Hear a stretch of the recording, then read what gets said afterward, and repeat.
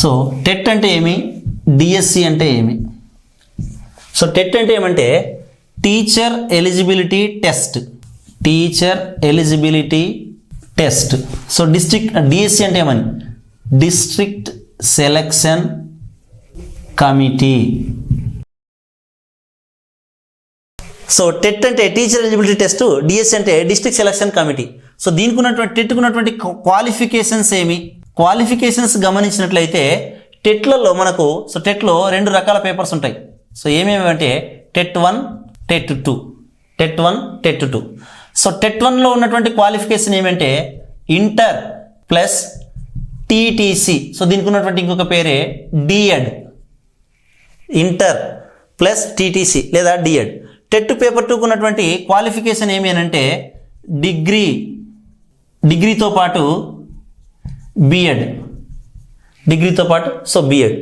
ఈ రెండింటిలోనూ, సో టెట్లోను తర్వాత టెట్ పేపర్ 1లోను టెట్ పేపర్ 2లోను అనేటువంటిది ఎగ్జామ్ రాయాలి అని అంటే ఇంటర్లో ఎస్సీ ఎస్టీ బీసీలు 40% మార్క్స్తో, ఓసీలు 55% మార్క్స్తో టీటీసీ అనేది సో పాస్ అయి ఉండాలి. డిగ్రీ ప్లస్ బీఈడి విషయంలో కూడా అంతే.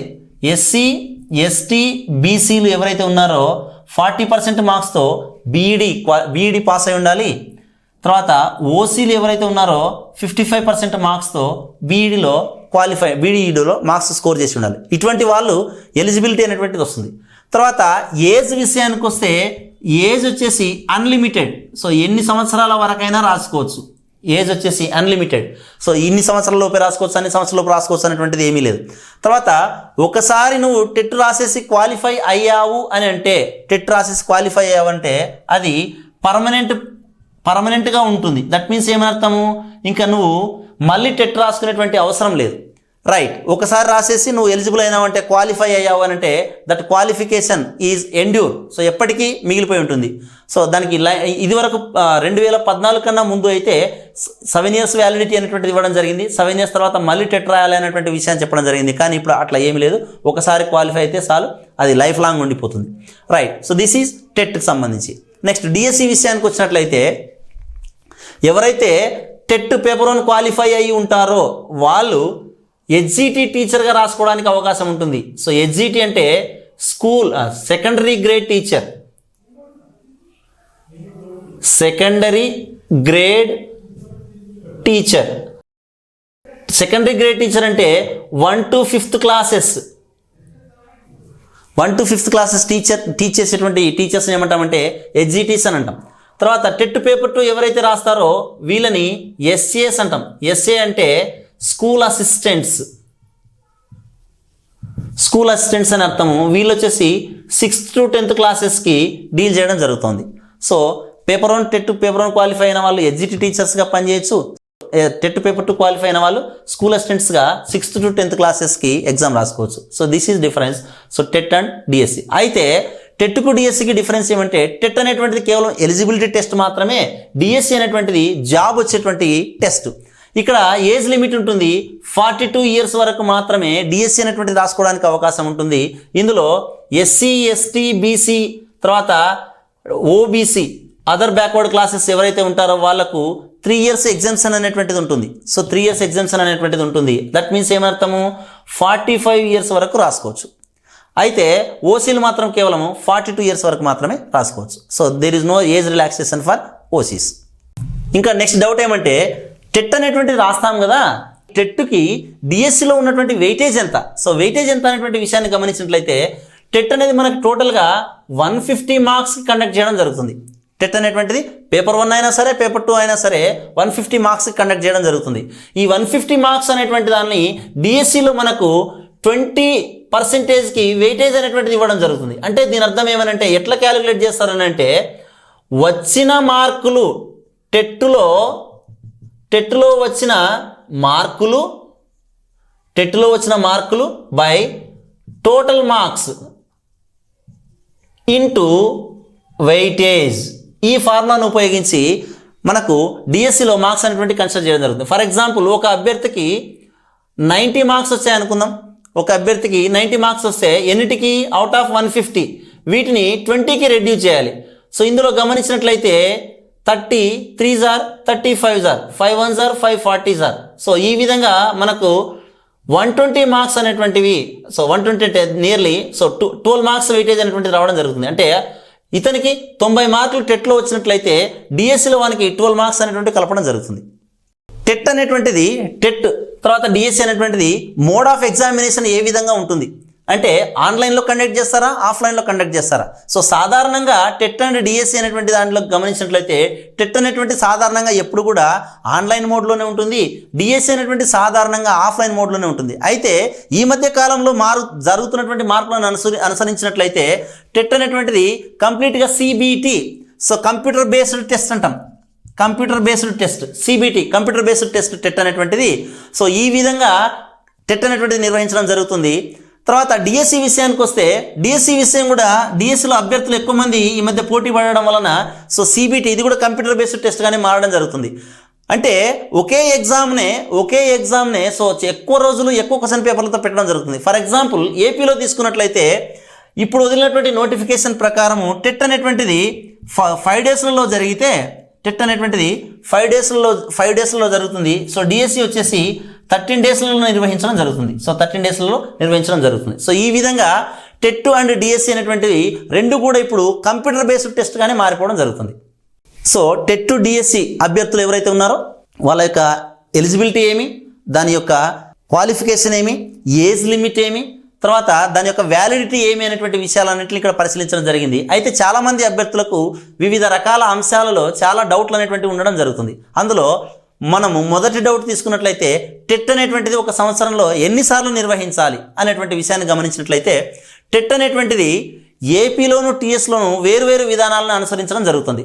సో తెలంగాణ స్టేట్ విషయానికి వస్తే ఒక సంవత్సరంలో టెట్ అనేటువంటిది 2 సార్లు నిర్వహించాలి అనేటువంటి ఉత్తర్వులు ఉండడం జరుగుతుంది. అదే ఏపీ విషయానికి వచ్చినట్లయితే 2022 నుంచి టెట్ను సంవత్సరంలో ఒకసారి మాత్రమే నిర్వహించాలి అనేటువంటి జీవోను తీసుకురావడం జరిగింది. డిఎస్సి అభ్యర్థుల యొక్క మానసిక స్థితి విషయానికి వచ్చినట్లయితే సో ప్రతిదీ ఎంత ఎక్కువ సబ్జెక్టు మేము నేర్చుకుంటే అంత మంచి పొజిషన్లో ఉంటాం, అంత మంచి మార్క్స్ అనేటువంటి రాగలుగుతాయి అనేటువంటి ఒక మానసిక స్థితిలో ఉండాలి.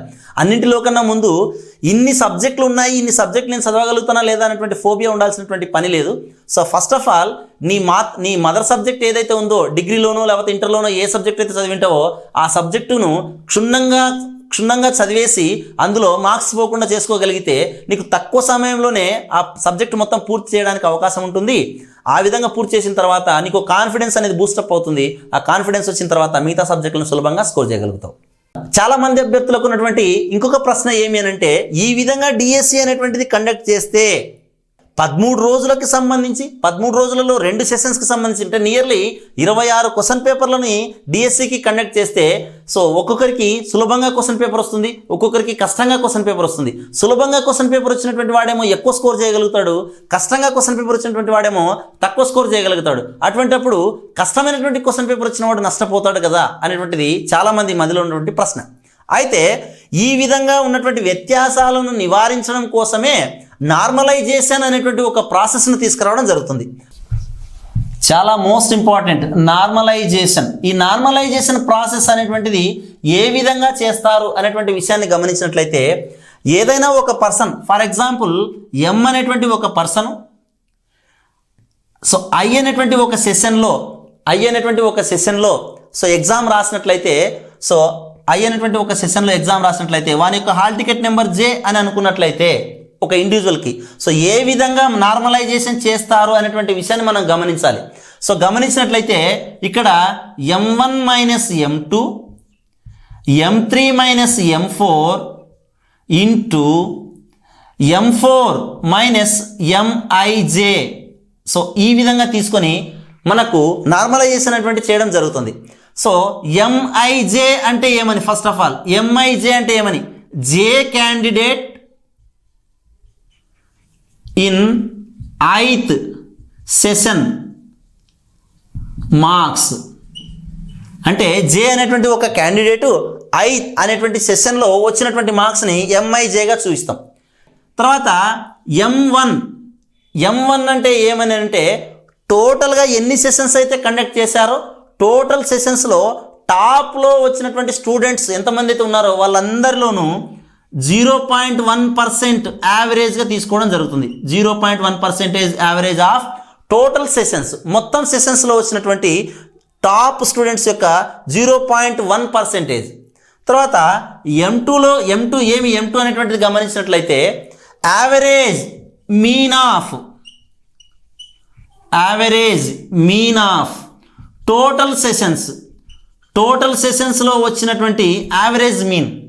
అంటే ఇదేమో టాప్ 0.1% వచ్చినటువంటి యావరేజ్ స్టూడెంట్స్కి సంబంధించింది, ఇదేమో టోటల్గా అందరి స్టూడెంట్స్కి సంబంధించినటువంటిది.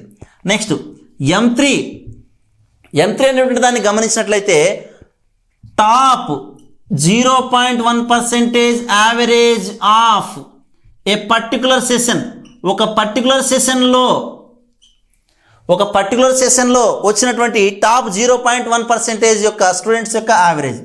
అదే M4 ఏమి అని అంటే average mean of A particular session, average mean of A particular session. So ఇక్కడ చూడండి M2కు M4కు చూడండి, ఇక్కడ యావరేజ్ అనే ఉంది, ఇక్కడ యావరేజ్ అనే ఉంది. కానీ డిఫరెన్స్ ఏమంటే ఇక్కడ టోటల్ సెషన్స్కి సంబంధించింది, ఇక్కడనేమో ఒక పర్టికులర్ సెషన్కి సంబంధించినటువంటిది. సో ఇందులో ఈ average mean of particular session అనేటువంటిది ఏదైతే ఉందో అందులో నుంచి ఒక క్యాండిడేట్ యొక్క మార్కులను తీసేయాలి. సో ఈ విధంగా చేసేటువంటి ప్రాసెస్ని ఏమంటామంటే నార్మలైజేషన్ అని అంటాం. నెక్స్ట్ ఈ విధంగా నార్మలైజేషన్ చేయడం ద్వారా మనకున్నటువంటి ఇంకా డౌట్స్ ఏమనంటే, ఈ నార్మలైజేషన్ ప్రాసెస్ రాస్తే కష్టం ఉన్నటువంటి మార్కులు నిజంగానే మార్కులు పెరుగుతాయా, కష్టం ఉన్నటువంటి క్వశ్చన్ పేపర్కి నిజంగానే మార్కులు పెరుగుతాయా, సులభంగా ఉన్నటువంటి పేపర్కి నిజంగానే మార్కులు తగ్గుతాయా అంటే అది నిజమే. ఎందుకనంటే ఒక రోజు యొక్క ప్రతి సెషన్లో యావరేజ్ అనేటువంటిది తీస్తారు, ప్రతి సెషన్ యొక్క యావరేజ్ తీస్తారు, తర్వాత టోటల్ సెషన్స్ యొక్క యావరేజ్ అనేటువంటి తీయడం జరుగుతుంది. సో ఈ విధంగా మనం గమనించినట్లయితే ఏ సెషన్లో అయితే, సెషన్ అంటే ఏమని, ఏ పార్ట్ ఆఫ్ ఏ డే, ఒక రోజులో ఒక భాగం, మార్నింగ్ సెషనా ఆఫ్టర్నూన్ సెషన్ అనేటువంటిది, ఆ సెషన్ యొక్క యావరేజ్లు గమనించినట్లయితే ఏ సెషన్లో అయితే హైయెస్ట్ మార్క్స్ వచ్చాయో ఆ పేపర్ సులభంగా ఉన్నట్టు, ఏ సెషన్లో అయితే లోయెస్ట్ మార్క్స్ వచ్చాయో ఆ పేపర్ కష్టంగా ఉన్నట్టు. సో ఆ రెండింటి మధ్య డిఫరెన్సెస్ ఏవైతే ఉందో ఈ ఫార్ములా ప్రకారము గమనించినట్లయితే సో ఆ వచ్చినటువంటి డిఫరెన్స్ ఎంత వస్తుంది అనేటువంటి విషయాన్ని క్యాలిక్యులేట్ చేస్తారు. ఆ క్యాలిక్యులేట్ చేయడం ద్వారా ఆ ప్రాసెస్ని మనం నార్మలైజేషన్ అంటాము. ఆ క్యాలిక్యులేషన్స్ చేయడం ద్వారా తక్కువ మార్కులు వచ్చినటువంటి వానికి పేపర్ కష్టంగా ఉందని గమనించి కొన్ని మార్క్స్ కలపడం జరుగుతుంది. ఎక్కువ మార్క్స్ వచ్చినటువంటి వాడిని చూసి సో వానికి యావరేజ్గా మార్క్స్ ఎక్కువ వచ్చాయనేటువంటి ఉద్దేశంతో పేపర్ సులభంగా ఉందని చెప్పి వాళ్ళలో కొన్ని మార్క్స్ తగ్గడం జరుగుతుంది. సో ఈ ప్రాసెస్ అనేటువంటిది నార్మలైజేషన్ అనేటువంటి ప్రాసెస్ ఏదైతే ఉందో దాని ద్వారా నిజంగానే సో లబ్ధి పొందడం జరుగుతుంది. డిఎస్సి విషయంలో ఏ సబ్జెక్టుల మీద దృష్టి సారించాలి అని అంటే సాధారణంగా ఒక సాధారణమైనటువంటి పేపర్స్ గమనించినట్లయితే అందరికీ సైకాలజీ ఉంటుంది, తర్వాత పర్స్పెక్టివ్స్ ఉంటుంది, తర్వాత కరెంట్ అఫైర్స్ ఉంటుంది, తర్వాత తెలుగు ఉంటుంది, తర్వాత ఇంగ్లీష్ ఉంటుంది. ఇవన్నీ కాకుండా ఎవరైతే పేపర్ 1 రాసేటువంటి వాళ్ళు ఉంటారో పేపర్ 1 రాసేటువంటి వాళ్ళు మ్యాథ్స్ మీద, నాన్ మ్యాథ్స్ స్టూడెంట్స్ ఉంటే మ్యాథ్స్ మీద ఎక్కువ ఫోకస్ చేయాలి, సైన్స్ స్టూడెంట్స్ ఉంటే మ్యాథ్స్ మీద ఫోకస్ చేయాలి. కానీ మ్యాథ్స్ స్టూడెంట్స్ లాజికల్ థింకింగ్ ఎక్కువ ఉంటుంది కాబట్టి వాళ్ళు సోషల్ సబ్జెక్ట్స్ మీద, తర్వాత మిగిలినటువంటి సబ్జెక్ట్స్ మీద ఎక్కువ ఫోకస్ చేయాల్సినటువంటి అవసరం ఉంటుంది. అభ్యర్థి ఎవరైనా సరే ఎంత ఎక్కువ ప్రాక్టీస్ చేస్తే అంత ఎక్కువ ప్రాక్టీస్ చేసినట్లయితే అంత మంచి స్కోర్ అనేటువంటి చేయడం జరుగుతుంది. ఇంకా వేరే డౌట్స్ ఏమున్నాయనేటువంటి గమనించినట్లయితే డిఎస్సిలో ఎక్కువ మార్కులు సాధించాలంటే ఎటువంటి ప్రణాళికను అనుసరించాలి. సో ఇందులో first of all preparation stage అని ఒకటి, కలెక్షన్ స్టేజ్ ఒకటి, ప్రిపరేషన్ స్టేజ్ ఒకటి, తర్వాత ప్రాక్టీస్ సెషన్ ఒకటి, తర్వాత ఎగ్జామ్ కండక్షన్ స్టేజ్ అని ఇట్లా 4 రకాలు ఉంటాయి. First of all collection stage అంటే ఏమనంటే ఇచ్చినటువంటి డిఎస్సి నోటిఫికేషన్ గమనించినట్లయితే అందులో సిలబస్ ఏముంది అనేటువంటి విషయాలను గమనించాలి. సిలబస్ ప్రకారం రిలవెంట్ మెటీరియల్ మన దగ్గర ఉందా, లేకపోతే రిలవెంట్ మెటీరియల్ని ఎక్కడ కలెక్ట్ చేసుకోవాలి అనేటువంటి విషయాన్ని తెలుసుకోవాలి. సో సరైనటువంటి మెటీరియల్ని కలెక్ట్ చేసుకున్న తర్వాత, సరైనటువంటి మెటీరియల్ మనం తీసుకున్న తర్వాత దానిని చదవడం మొదలెట్టాలి. చదవడం మొదలెట్టేటప్పుడు మనకి కాన్సెప్ట్ అనేటువంటిది అర్థం కాకపోతే సో గ్రూప్ రీడింగ్స్తో కానీ, లేకపోతే పెయిర్ వర్క్స్తో కానీ, లేకపోతే ఏమైనా తెలిసినటువంటి లెక్చరర్స్ ఉంటే కానీ, లేకపోతే ఒక మంచి కోచింగ్ సెంటర్ని ఎంచుకుని కానీ, లేకపోతే ఆన్లైన్ యాప్స్ ద్వారా కానీ ఆ ఇచ్చినటువంటి కాన్సెప్ట్ను అర్థం చేసుకోవడం జరగాలి. సో ఆ విధంగా అర్థం చేసుకున్న తర్వాత ఆ కాన్సెప్ట్ను నేర్చుకోవాలి. నేర్చుకున్న తర్వాత ప్రాక్టీస్ సెషన్లోకి మొదలెట్టాలి. So number of practice sessions ఎంత బాగా పెరిగితే అంత బాగా మనకు స్కోరింగ్ అనేటువంటిది రావడం జరుగుతుంది. వివిధ రకాల యాప్లు ప్రస్తుతం ఉన్నటువంటి మార్కెట్లో చాలా రకాల యాప్స్, చాలా రకమైనటువంటి టెస్టులను కండక్ట్ చేయడం జరుగుతుంది. ఈ టెస్టులని మనం రాయడం ద్వారా వివిధ రకాల క్వశ్చన్స్కి మనం ఎక్స్పోజ్ కావడం జరుగుతుంది. ఆ రకరకాల క్వశ్చన్స్ ద్వారా మన యొక్క ఆలోచన తీరు మారిపోతుంది. ఎగ్జామ్లో ఎటువంటి క్వశ్చన్ ఇచ్చినా అటెంప్ట్ చేయడానికి మన దగ్గర శక్తి సామర్థ్యాలు అనేటువంటి పెరుగుతాయి. డిఎస్సిలో ఇంగ్లీష్ యొక్క ప్రాముఖ్యత ఏమైనటువంటి విషయాన్ని గమనించినట్లయితే ఇంగ్లీష్ ఎగ్జామ్ అనేటువంటిది లేకుండా, ఇంగ్లీష్ మీద సరైనటువంటి ప్రిపరేషన్ లేకుండా ప్రస్తుతం ఉన్నటువంటి ట్రెండ్లో ఒక డిఎస్సిలోనే కాదు దేనిలో కూడా జాబ్ సాధించడం అనేటువంటిది సాధ్యమయ్యేటువంటి పని కాదు. ఎందుకంటే ఇంగ్లీష్ యొక్క ఇంపార్టెన్స్ అనేటువంటిది అంత పెరిగిపోయింది. కాబట్టి ఇంగ్లీష్ విషయాన్ని గమనించినట్లయితే ఇంగ్లీష్లో మనకు 4 పార్ట్స్ మీద ఎప్పుడు ఫోకస్ చేసి క్వశ్చన్ పేపర్ రావడం జరుగుతుంది. సో ఏమేమి అంటే number 1 reading comprehension, number 2 vocabulary, number 3 grammar, number 4 creative writing. వీటన్నింటిలోనూ మనకు రీడింగ్ కాంప్రహెన్షన్స్ తర్వాత క్రియేటివ్ రైటింగ్కి తక్కువ ఇంపార్టెన్స్ ఉండడం జరుగుతుంది. ఎక్కువ ఇంపార్టెన్స్ వచ్చేసి గ్రామర్, వొకాబులరీ మీద ఫోకస్ చేయడం జరుగుతుంది. వొకాబులరీ అనేటువంటిది అన్లిమిటెడ్. మనం సాధారణంగా మన కెపాసిటీ ఎంత ఉంటే అంత వొకాబులరీ మాత్రమే నేర్చుకోగలుగుతాము. కానీ ఎక్కువ శాతం మనము ఫోకస్ చేయాల్సింది ఏదంటే గ్రామర్. సో గ్రామర్ అనేటువంటిది రెగ్యులర్గా మనం ఏ క్వశ్చన్స్ అయితే ఎక్స్పెక్ట్ చేస్తామో అదే క్వశ్చన్స్ ఎగ్జామ్లో రావడానికి అవకాశం ఉంది. కాబట్టి గ్రామర్ మీద ఎక్కువ సమయాన్ని కేటాయించినట్లయితే ఎక్కువ స్కోర్ సాధించడానికి అవకాశం ఉంటుంది. వీటన్నిటితో పాటు ఇంగ్లీష్ మెథడాలజీ మీద అత్యంత ఎక్కువగా ఫోకస్ చేయాల్సినటువంటి అవసరం ఉంటుంది. సాధారణంగా ఒక జాబ్ వచ్చినటువంటి వ్యక్తికి, జాబ్ రానటువంటి వ్యక్తికి డిఫరెన్స్ ఎంత ఉంటుందంటే 1 or 2 మార్క్సే ఉంటుంది. ఆ 1 or 2 మార్క్స్ ఇంగ్లీష్ మెథడాలజీలో ఈజీగా చేయవచ్చు. ఎక్కువ మందికి ఇంగ్లీష్ మెథడాలజీ అంటే ఒక ఫోబియా అనేటువంటిది ఉంటుంది. అయితే ఆ ఫోబియా అనేటువంటిది ఏమీ అవసరం లేకుండా ఇంగ్లీష్ మెథడాలజీ అనేటువంటిది ఫిక్స్డ్ కంటైనర్ మాదిరి ఉంటుంది. మనం కాన్సెప్ట్ అనేటువంటిది ఒక్కసారి నేర్చుకున్నామంటే అది ఫిక్స్డ్గా ఉండిపోతుంది. కాబట్టి మెథడాలజీ మీద ఎక్కువ ఫోకస్ చేయండి. అందులో ఎటువంటి అప్లికేషన్ క్వశ్చన్స్ వచ్చేటువంటి అవకాశం లేదు. ఎగ్జామ్లో ఉన్నట్టు టెక్స్ట్ బుక్లో ఉన్నటువంటి యాజిటీస్గా వచ్చేటువంటి అవకాశం ఉంటుంది. కాబట్టి ఎక్కువ శాతం మెథడాలజీ మీద ఫోకస్ చేస్తే అందరిలో కన్నా మీరు డిఫరెంట్గా స్కోర్ చేయగలుగుతారు. అందరిలో కన్నా ఒక అడుగు ముందుగా ఉంటారు. సో కాబట్టి ఇంగ్లీష్ మెథడాలజీ మీద ఎక్కువ ఫోకస్ చేయడం మంచిది. ఇక్కడ ఇంకో ప్రశ్న ఏమంటే 2018 కన్నా ముందు డిఎస్సిలో వచ్చేటువంటి క్వశ్చన్స్, 2018 తర్వాత డిఎస్సిలో వచ్చేటువంటి క్వశ్చన్స్ గమనించినట్లయితే చాలా ఎక్కువ వ్యత్యాసం అనేటువంటిది మనకు కనిపిస్తుంటుంది. 2018 కన్నా ముందు వచ్చేటువంటిది అప్లికేషన్ పాయింట్ ఆఫ్ వ్యూలో చాలా తక్కువ. టెక్స్ట్ బుక్లో ఏవైతే ఉన్నాయో వాటిని యాస్టీస్గా లైన్స్ ప్రజెంట్ చేయడం జరుగుతుంది. 2018 తర్వాత జరిగినటువంటి మార్పులు ఏమైతే ఉన్నాయి అని అంటే 2018 తర్వాత కొత్త పుస్తకాలు అనేటువంటి రావడం జరుగుతుంది. ఏపీలో, తెలంగాణలో అయితే అదే పుస్తకాలే కంటిన్యూ కావడం జరుగుతుంది. అయితే ఇవన్నిటిని అప్లికేషన్ ఓరియంటేషన్లో అడగడం జరుగుతుంది. దాంతోపాటు 2018 కన్నా ముందు ఎగ్జామ్ సరళిని గమనించినట్లయితే ఒకే ఒక్క సెషన్లో ఎగ్జామ్ అనేటువంటిది ఉండడం జరుగుతుంది. కానీ 2018 తర్వాత ఏ ఎగ్జామ్ తీసుకున్నా సరే కంప్యూటర్ బేస్డ్ ఎగ్జామ్ కావడం చేత 20 నుంచి 25 సెషన్స్ మధ్య కావడం జరుగుతుంది. ఆ విధంగా ఎప్పుడైతే నెంబర్ ఆఫ్ సెషన్స్ అనేటువంటి పెరుగుతూ పోతాయో క్వశ్చన్ పేపర్ అనేటువంటిది కూడా వేరియేషన్ చూపించాలి. కాబట్టి ప్రతి point, each and every line is important. So ప్రతి పాయింట్ కూడా అవసరమే. సో ప్రతి పాయింట్ని ఫోకస్ చేసుకుంటూ చదువుకుంటూ వెళ్ళిపోవాల్సినటువంటి అవసరం ఉంటుంది. 2018 కంటే ముందు ఫిక్స్డ్గా ఇవే ఇంపార్టెంట్ అని చెప్పి అనుకున్నామంటే వాటిలో దాదాపు వచ్చేటువంటి అవకాశం ఉంది. కానీ 2018 తర్వాత జరుగుతున్నటువంటి విషయాలు ఏమంటే నెంబర్ ఆఫ్ క్వశ్చన్ పేపర్స్ పెరిగిపోవడం వలన ఆ క్వశ్చన్ పేపర్స్కి సంబంధించినటువంటి క్వశ్చన్స్ పుస్తకంలోని ప్రతి మూలలో ఉన్నటువంటి ప్రతి లైన్ కూడా ఒక క్వశ్చన్గా మలచడం జరుగుతుంది. కాబట్టి టెక్స్ట్ బుక్స్ను క్లియర్ కట్గా, క్షుణ్ణంగా ప్రతి లైన్ని చదువుతూ గుర్తుపెట్టుకోవాల్సినటువంటి అవసరం ఎంతైనా ఉంది.